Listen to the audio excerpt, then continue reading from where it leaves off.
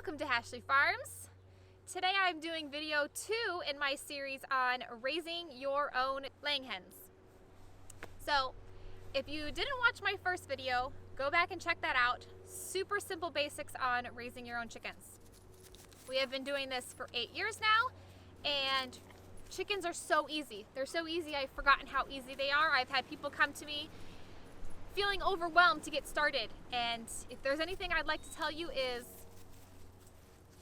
it's not that hard. It feels overwhelming at first, but it's not that hard. So I want to give you simple information to help you feel empowered to go get your own chicks today. So today we're going to talk about bringing your chicks home.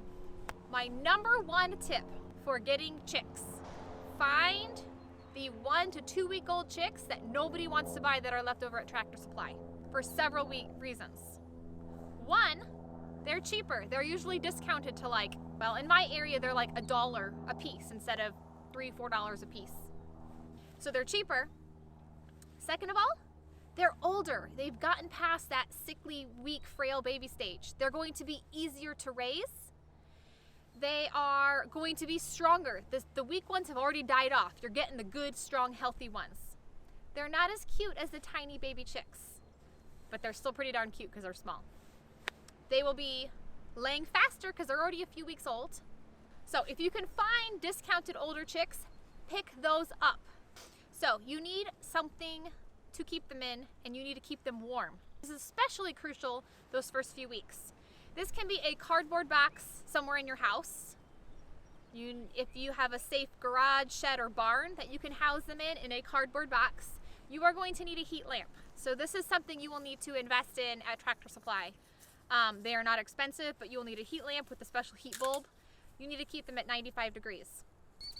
So you go to Tractor Supply, you're going to get your heat lamp, you're going to get some wood shavings, and you're going to get some chick food. Chick food has a different percentage than layer hens, so make sure you're getting the baby chick feed. A good thing to have on hand, they sell, is the little packets of I can't remember if it's vitamin water, electrolyte water, the special chick stuff. It's oftentimes medicated. It just helps give them a good start at the beginning, especially if you're buying the brand new day-old hatchlings. So you're going to take them home. You're going to put them in a box or whatever space you have available. We use cardboard boxes of wood shavings. It's super helpful when you put them in to dip their beaks in their water so they know where to find the water, and then put them down, each one at a time. They need a little feeder, a little water.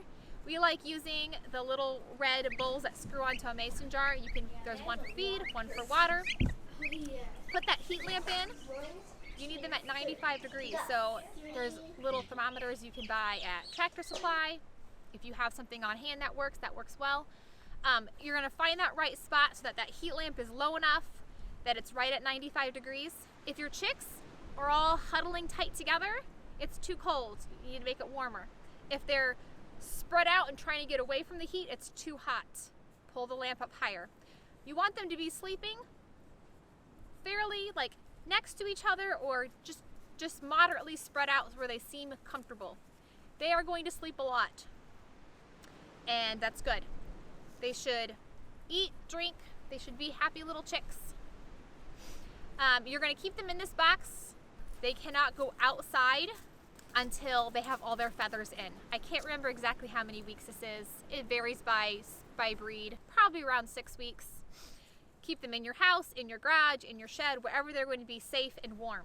And then slowly introduce them to their coop. Depending on your weather, they may need to stay inside longer. If it's fairly mild weather outside, 40s, 50s, 60s, you can potentially transition them to their coop with a heat lamp and then slowly take that heat lamp off. If you watch my first video, I talked about using whatever you had on hand.